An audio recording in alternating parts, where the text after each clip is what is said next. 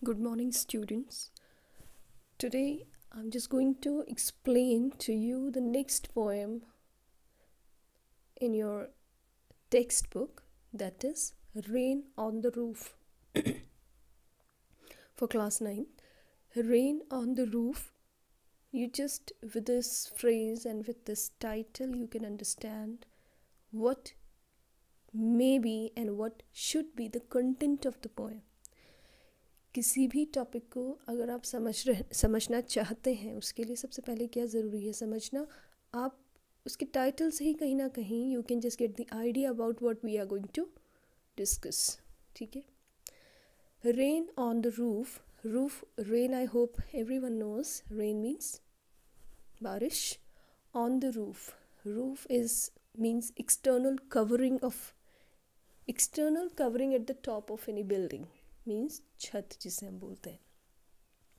So rain on the roof, जब छत पर बारिश गिरती है, then what, that we are going to read in the poem. ठीक है. The poet is code skinny. ठीक है.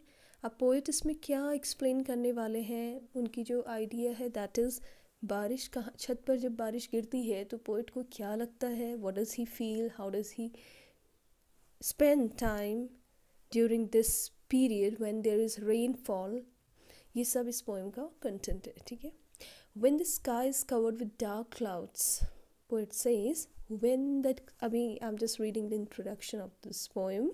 When the sky is covered with dark clouds, जब sky means Akash is covered माने ढका होना, with dark clouds, dark, black, heavy clouds, बादल, and it starts raining, और बारिश होने लगती है. Have you ever listened to the patter of soft rain on the roof? Poet is asking, have you ever listened? क्या कभी आपने सुना? Patter is जो बारिश की बूंदों की आवाज़ है, बारिश की जो छत में आवाज़ है उसको हम पैटर कहते हैं. और पोएटिक डिवाइस के फॉर्म में ये एक ओनोमैटोपिया, एक पोएटिक डिवाइस है. ये वो है पैटर. किसी भी it means the sound of anything which is exactly related to that particular thing, animal, human being, you can say, is called onomatopoeia, sound. So patter of soft rain on the roof. Poet पूछ रहा है, poet is asking, मतलब कि क्या कभी आपने बारिश की बूंदों को सुना ध्यान से जब बारिश होती है? What thoughts flashed through your mind as you heard this melody of nature? क्या विचार आते हैं आपके? What thoughts, क्या सोचते हो आप? Flash through your mind, flash आपके माइंड में आते हैं. You heard this melody. Melody means यहाँ पे है sweet music, you can say, the sound, you can say, of nature. Read the poem to find out what the poet dreamed of while listening to the rain. In this poem we are going to read that how does the poet feel when it's raining. ठीक है. When the humid shadows hover. Shadows means होती है छाया. Shadow, छाया, shadows, plural word. Humid shadows किसको कहा गया है? Humid means क्या होता है? Means humidity जिसे कहते हैं हम, नमी. Humid shadows मतलब नमी लिए हुई छाया. What is Chhaya here? ये जो ह्यूमिड शेडोज़ वर्ड आया है, ये आया है क्लाउड्स के लिए. किसके लिए? क्लाउड, बादल, CLOUD. ठीक है. CLOUD के लिए आया है क्लाउड. जब ह्यूमिड शेडोज़ हावर माने होता है मंडराना ऊपर से. जब ये जो ह्यूमिड शेडोज़ है मीन्स बादल हैं. ह्यूमिड माने पानी से भरे हुए.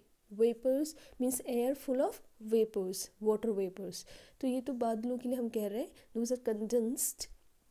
सो ह्यूमिड शेडोज़ हावर, जब ह्यूमिड शेडोज़ मंडराती हैं, मतलब जब बादल छा जाते हैं. Overall the starry spheres.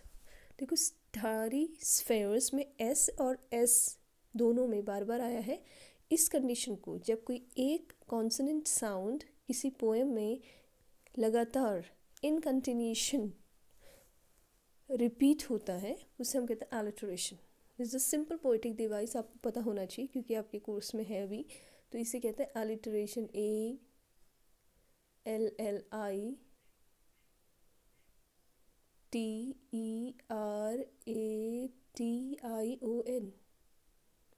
Alliteration, ठीक है। ALLITERATION,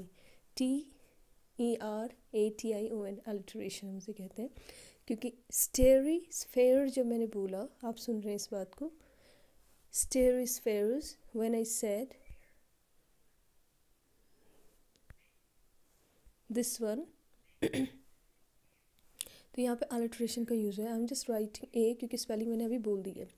एंड मेलेंखली डार्कनेस, मेलेंखली मतलब दुखी, जो किसी दुख को प्रकट कर रहा है। मेलेंखली डार्कनेस, डार्कनेस माने अंधेरा, ठीक है। जो मेलेंखली डार्कनेस, और जो अंधेरा छा रखा है, दुखी अंधेरा कह रहा है वो उसे मेलेंखली, फुल ऑफ मीन्स थोड़ा मेलेंखली होता है सैडनेस वाला, क्योंकि रात को हम किससे कंपेयर करते हैं हमेशा, सैडनेस से।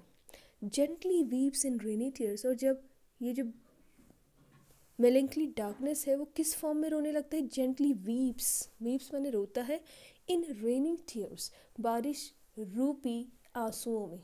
कितना सुंदर पोएट ने इसको लिखा है कि जब ह्यूमिड शेडोज छाते हैं, मतलब बादल छा जाते हैं, पूरे स्टारी, स्टार माने, हाँ स्टारी स्फेयर मैंने बोला था, स्टार से एडजेक्टिव बन के स्टारी, तारों से भरे हुए स्फेयर में जब बादल छा जाते हैं।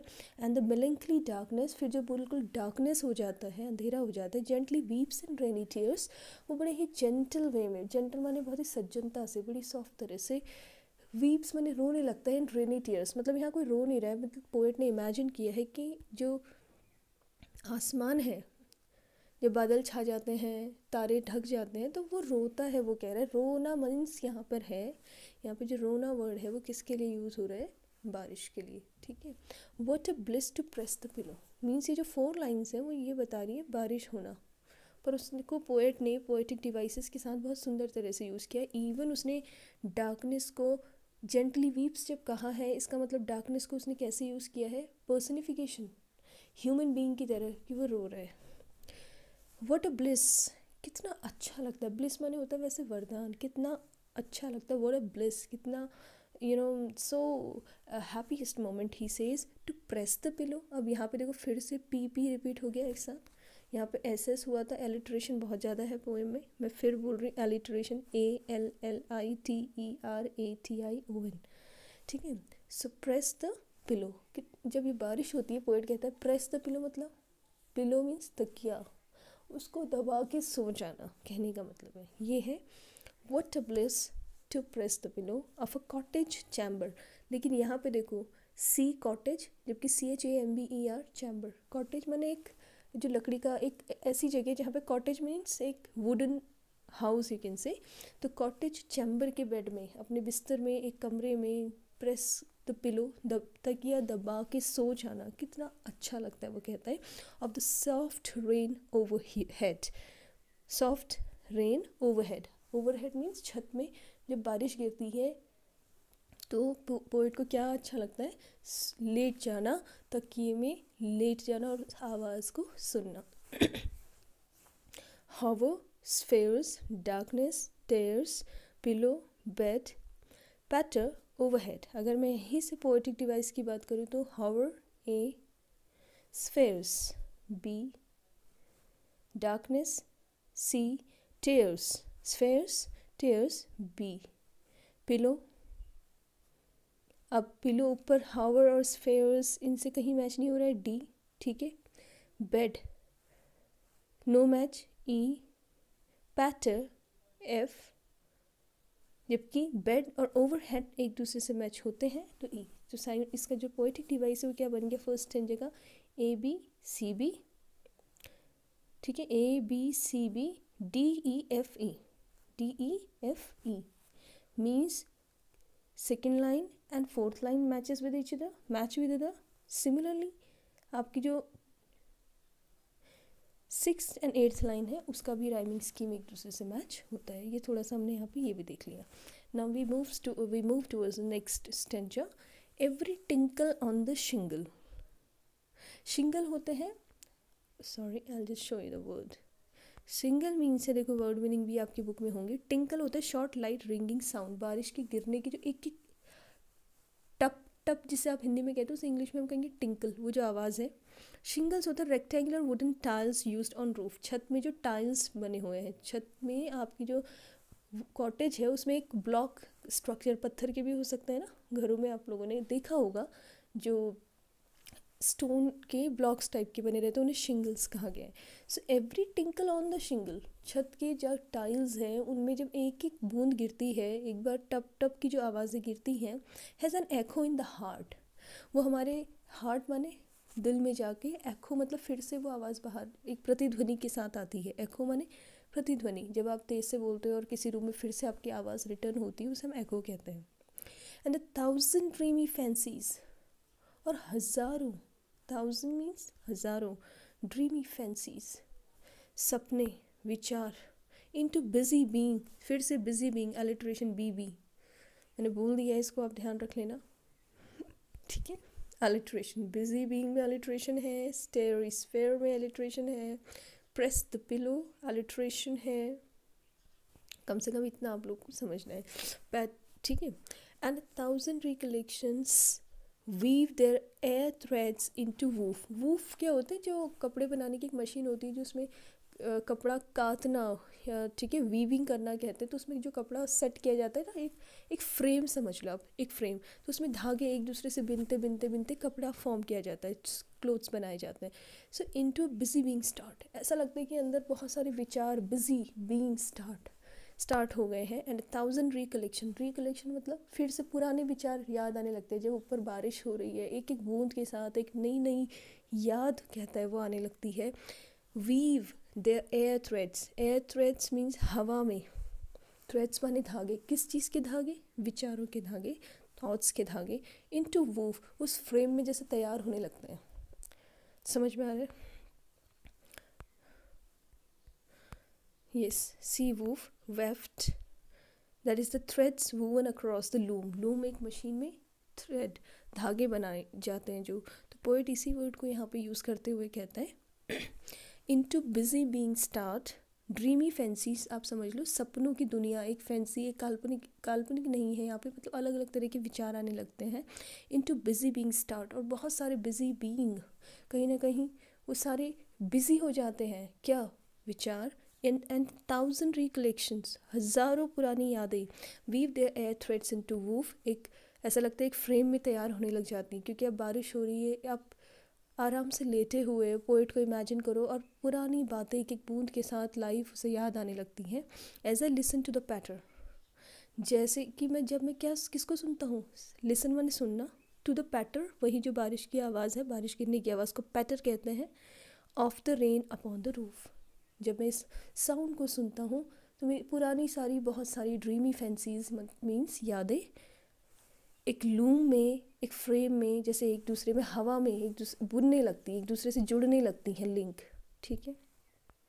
Now in memory comes my mother, अब मेमोरी मीन्स याद, अब मेरी याद में कौन आती है, कम्स माई मदर, देखो memory M my mother, alliteration आप बिल्कुल ध्यान रख लेना, बहुत बार मैंने बोला है, बाकी पोएटिक डिवाइस में उतना यहाँ पे आप लोगों को, क्योंकि जो आपकी क्लास में आपको जितना समझ में आता है वो मैंने बता दिया है, अलिट्रेशन आप बिल्कुल समझ लेना, रिपीटेड है इसमें बहुत बार।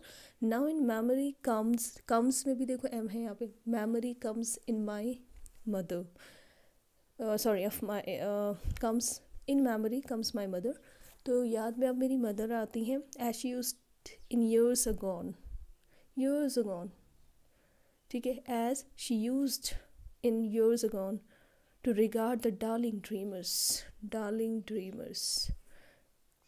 to regard the darling dreamers, यहाँ पे darling dreamers उसने क्या कहा है, जब छोटे बच्चे होते थे ना, भाई बहन छोटे, अपने भाई सिबलिंग्स के लिए भी कहा है, जो डार्लिंग ड्रीमर्स हम सोते थे, तो मदर्स यहाँ पे भी डी बार बार आ रहा है, ठीक है। रिगार्ड द डार्लिंग ड्रीमर्स, जो वर्ड है इसका मतलब है बिफोर, पुरानी इंग्लिश में, she left them till the dawn, she left them till the dawn means होता है सुबह होने तक, जैसे कि माँ रात को आती थी हम भाई बहनों को सुलाने और अच्छे से हम सपने सुबह होने तक देखते थे, ठीक है। Oh I feel her fond look on me, मैं अभी भी I fond of I feel, मैं महसूस करता हूँ, her fond look on me, fond look, किस एक माँ अपने बच्चे को किस तरह से देखती है, मीन्स डार्लिंग ड्रीमर्स यहाँ पे सिबलिंग्स भी हैं। वो कहते हैं कि रात को जब हम सोते थे मदर किस तरह से आती थी, हम अच्छे से सपने देखते थे, किस तरह से सुलाती थी, वो उसे याद आ रहा है। और अभी भी मुझे अपनी मदर का वो जो फोन्ड लुक ऑन मी, प्यार से मेरी ओर देखती थी, लुक माने देखना, ऑन मी, वो याद आ रहा है। As a list to this refrain, list means hear है सुनना, ठीक है। आई लिस्ट, जैसे कि मैं सुनता हूँ, टू दिस रेफ्रेन, रेफ्रेन माने कोई लाइन बार बार रिपीट होना। यहाँ पे क्या रिपीट हो रहा है, बारिश की बूंदें, जितनी बारिश की बूंदें आ रही हैं मुझे उतनी पुरानी यादें आ रही हैं। और उसमें एक मेरी मदर की मुझे याद बहुत आ रही है। वो कहता है जो देम उन सबको है, before she left them till the dawn, सुबह तक वो हमें छोड़ती थी अच्छे सपनों के साथ। कौन, mother. Which is played upon the shingles, अब यहाँ पे as I list this refrain, मैं इस रेफ्रेन को बार बार सुनता हूँ। कौन सा रेफ्रेन है, रेफ्रेन मैंने बार बार कोई एक चीज़ की आवाज़ आना। विच is played upon the shingles, जो छत की शिंगल्स माने जो टाइल्स हैं, ब्लॉक्स हैं, ईंट जो लगे रहते हैं ना रेक्टेंगुलर शेप में कॉटेज में, तो वो हम उसकी बात कर रहे हैं। तो पोइट कहता है as I list to this refrain which is played upon the shingles by the patter of the rain, बारिश, by the patter of the rain, बारिश की साउंड से जो बार बार रेफ्रेन एक साउंड छत पे आ रहा है, उसको मैं सुनता हूँ। और उसके साथ इतने सारे ड्रीमी फैंसीज मीन्स ये सपने आते हैं। और उसमें मुझे किसकी याद आती है, कहा उसने, मदर की, ठीक है। सो ये पोएम हमने देख ली। पोएट को क्या अच्छा लगता है, टू प्रेस द पिलो, ठीक है, and have so many fancies and memories, and especially whose memory is there he has mentioned in the poem, his mother's, ठीक है। सो पोएटिक डिवाइस मैंने पहले ही बोल दिया। Now again we can repeat just like shingles में अगर हम पोएटिक डिवाइस ले लेंगे तो क्या होना चाहिए, shingles A, heart B, fancies C, heart and start B, ठीक है, recollections C, woof, recollections C, woof, A B, C sorry start B, recollection में फैंसीज ये डी आ जाएगा आपका, ठीक है। फिर weave their a threads into woof, E, patter F, F, end of the rain upon the roof, woof and roof is E. The same rhyming scheme means हमारा जो सेकेंड एंड फोर्थ लाइन है, it matches with, they match with either, they rhyme with each other, and your 6th and 8th line again match with your rhyme with each other. Similarly we can start with the next letter, but we can just go with the same also. A, B, agone B, dreamers C, dawn, agone and dawn, B again, feel me D, ठीक है, refrain E, shingles F, refrain and rain E, A B C B D E F E. Same I have explained above also. So I hope I have made this poem clear to you.